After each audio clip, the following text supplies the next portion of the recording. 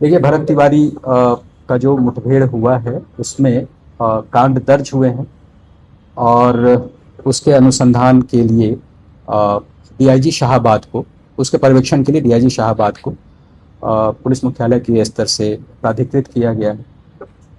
वो सभी एफएसएल और अन्य जो सुविधाएं हैं उसका इस्तेमाल करते हुए वैज्ञानिक अनुसंधान कराएंगे, इस बात के लिए उनको निर्देश दिया गया है। इससे रिलेटेड आपको एक और जानकारी होगी कि इस मामले में हाईकोर्ट के रिटायर्ड जस्टिस की अध्यक्षता में एक न्यायिक जांच आयोग का भी गठन किया गया है, जिसका उद्देश्य है कि इस मामले में निष्पक्ष और पारदर्शी तरीके से जांच हो। टोटल कितने एफआईआर हुए हैं? उसमें 2 एफआईआर हुए।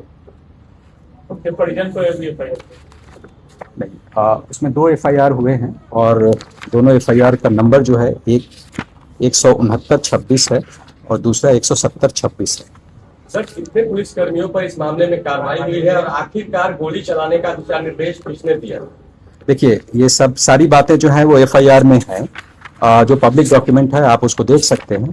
दूसरा ये कि इस मामले में लापरवाही जो है इस परिप्रेक्ष्य में सामने आई है कि जब पहली बार वो 16 तारीख को हमारे पदाधिकारी वहाँ गए थे तो उसमें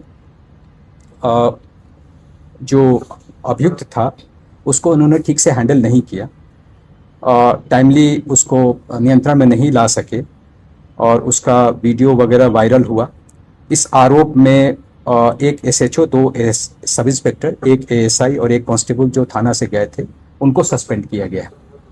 एक निजी चैनल ने स्ट्रिंग भी किया, उसमें साफ तौर से शाहपुर थाना के कुछ कर्मी बता रहे हैं कि प्रतिष्ठा का सवाल बन गया।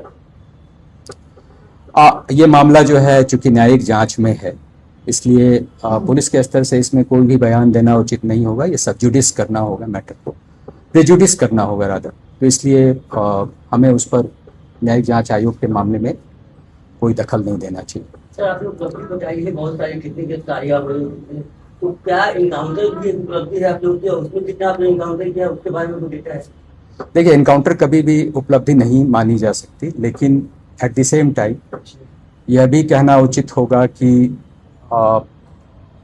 जहाँ भी हमारी अपनी जान को खतरा होगा वहाँ सेल्फ डिफेंस में पुलिस जो है वो आत्मरक्षार्थ गोली चलाती है